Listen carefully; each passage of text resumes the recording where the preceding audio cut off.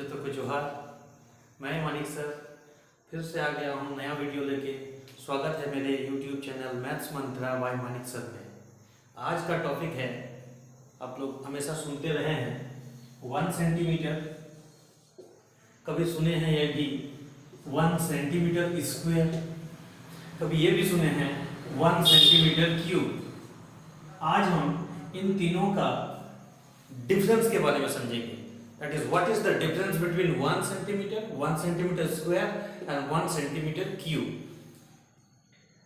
जब भी 1 सेंटीमीटर का बात होगा, ठीक है, जब भी 1 सेंटीमीटर का बात होगा या 4 सेंटीमीटर या 10 सेंटीमीटर, जब भी ओनली सेंटीमीटर का बात होगा, तो आप हमेशा ये कॉन्सेप्शन रहना चाहिए बात में कि ये सिर्फ लंबाई के बारे में बात कहा गया है।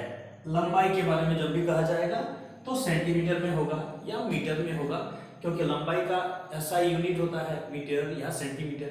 जब भी हम लोग लंबाई को मापते हैं तो सेंटीमीटर में मापते हैं। तो फिर ये सेंटीमीटर स्क्वायर कब होता है? तो फिर ये सेंटीमीटर स्क्वायर कब होता है? जब भी सेंटीमीटर स्क्वायर आ गया, स्क्वायर जब भी आता है तो आपको क्षेत्रफल के बारे में समझना पड़ेगा कि ये कुछ क्षेत्रफल के बारे में बोल रहा है। क्षेत्रफल मीन्स एरिया, कुछ एरिया। अभी इसके बारे में हम बताएंगे अच्छी तरह से। अभी टोटल डिटेल पर जाएंगे, इन तीनों के बीच में क्या अंतर है हम आपको प्रैक्टिकली सामान के साथ दिखाएंगे। तीसरा चीज, जिस लंबाई को लेंथ बोलते हैं, लेंथ, क्षेत्रफल को एरिया।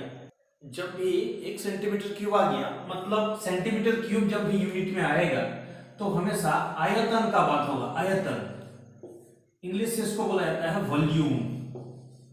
वॉल्यूम।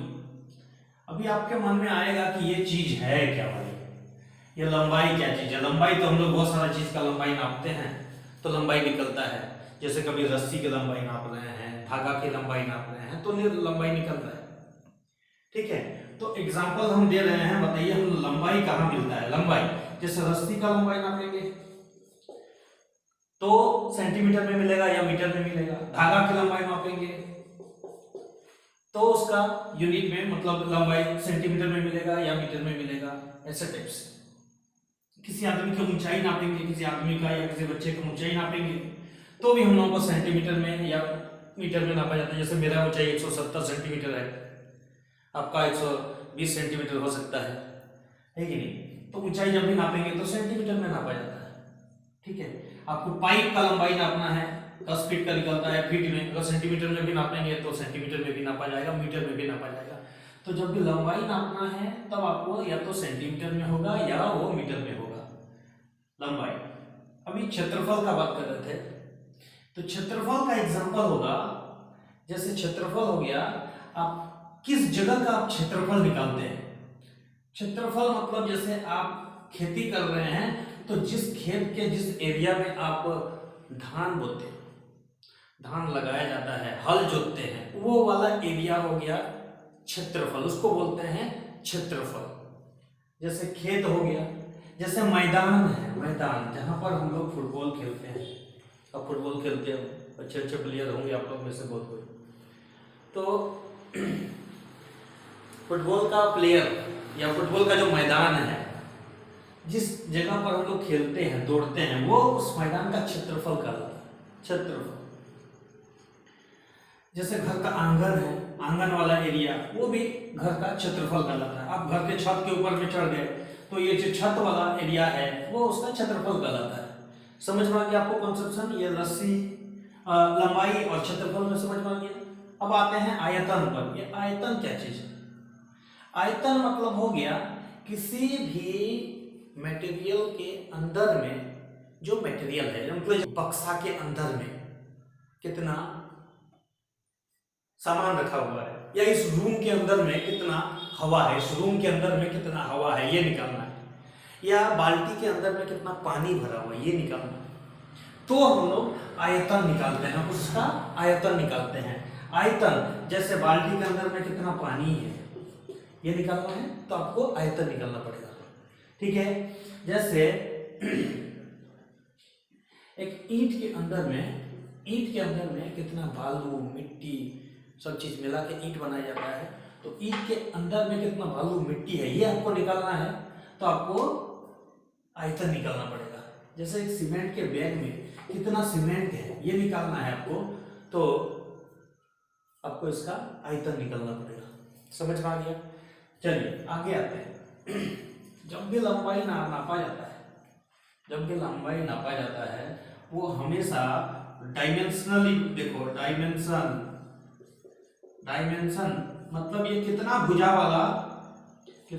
वाला आकृति होता है जिसमें केवल लंबाई रहेगा, वैसा टाइप वाला। जैसे मान लेते हैं रेखाखंड है, रेखाखंड जो नापते हैं हम लोग, जैसे हम लोग नापते हैं रेखाखंड होता है, ठीक है, तो रेखाखंड को हम लोग सेंटीमीटर में नापते हैं।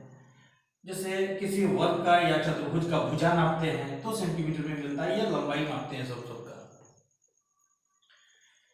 क्षेत्रफल किस चीज का निकाला जाता है? मैथमेटिक्स में इस टाइप का आकृति, जैसे आयत हो गया, आयत मिलता है हम लोग को। जैसे ये वाला बोर्ड जो हमारा है ये आयत के आकार का है, तो आयत का क्षेत्रफल निकाला जाता है। आप आयत का लंबाई नहीं निकाल सकते। आयत का लंबाई अगर निकालेंगे तो सिर्फ इस एरिया का बात होगा, या सिर्फ इस एरिया का, या सिर्फ इस यहाँ से यहाँ तक का लंबाई का बात होगा, तो ये हो गया आयत की लंबाई। लेकिन जब क्षेत्रफल का बात होगा तो ये वाला पूरा का पूरा व्हाइट बोर्ड ये है उसका क्षेत्रफल, ठीक है। तो आयत का क्षेत्रफल निकाला जा सकता है, फिर वर्ग का क्षेत्रफल निकाला जा सकता है। जैसे ये रेखाखंड का क्षेत्रफल नहीं निकाल सकते हैं, लेकिन आयत का क्षेत्रफल निकालते हैं हम लोग, वर्ग का क्षेत्रफल निकालते हैं, त्रिभुज का क्षेत्रफल निकालते हैं, चतुर्भुज का क्षेत्रफल निकालते हैं, इस तरह से बहुत सारा हम लोगों को 2D वाला 2D ये डायमेंशनल जो रेखा और भुजा है ये सब 1D वाला आकृति है। 1D मतलब 1 डायमेंशनल, क्यों? केवल इसमें लंबाई रहेगा, या तो सिर्फ लंबाई। ये आयत, वर्ग, त्रिभुज, चतुर्भुज ये सब 2D वाला आकृति है, दैट मींस 2 डायमेंशनल, जिसमें लंबाई भी रहेगा और चौड़ाई भी रहेगा। ये देखिए यहाँ से यहाँ तक लंबाई है और यहाँ से यहाँ तक चौड़ाई है, तो ये हो गया 2D वाला आकृति।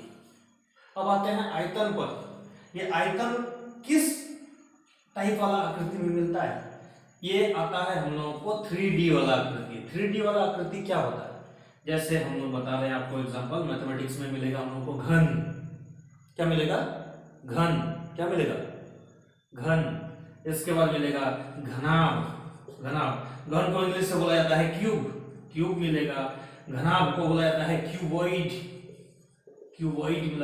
कहा जाता है। इसके बाद आपको मिलेगा बेलन को इंग्लिश से बोला जाता है सिलेंडर बोलते हैं, ठीक है, सिलेंडर। इसके बाद हो जाएगा शंकु, इसको बोला जाता है कोन, कोन। इसके बाद आपको मिलेगा गोला। ये सब आकृति, गोला को स्फेयर बोलते हैं, स्फेयर। ये सब आकृति 3D आकृति है। आशा करते हैं आप समझ गए होंगे। हम एक एग्जांपल दे रहे हैं। ये 1 सेंटीमीटर होता क्या है?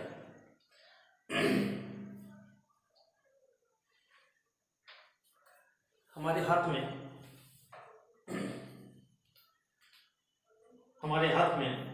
3 चीज है। पूरा टॉपिक मेरे हाथ में है, 1 सेंटीमीटर, 1 सेंटीमीटर स्क्वायर और 1 सेंटीमीटर क्यूब। ये हम आपको दिखा रहे हैं 1 सेंटीमीटर। ये यहाँ से यहाँ तक का एक कागज का टुकड़ा है। इसकी लंबाई देखिए, हम लोग लंबाई लगभग नाप लिए हैं, लगभग 1 सेंटीमीटर का है। कोशिश की 1 सेंटीमीटर होने का, 1-2 mm कम बेसी हो सकता है। ये 1 सेंटीमीटर लंबाई है उसका, 1 सेंटीमीटर। तो ये 1 सेंटीमीटर के बदले में इसमें इतना लिख सकते हैं, 1 सेंटीमीटर हो गया।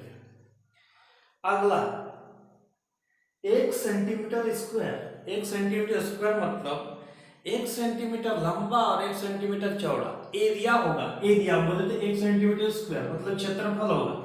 1 सेंटीमीटर स्क्वायर मतलब हो गया 1 सेंटीमीटर लंबा होगा, 1 सेंटीमीटर चौड़ा होगा। यहाँ से यहाँ तक का लंबाई है 1 सेंटीमीटर, चौड़ाई है 1 सेंटीमीटर।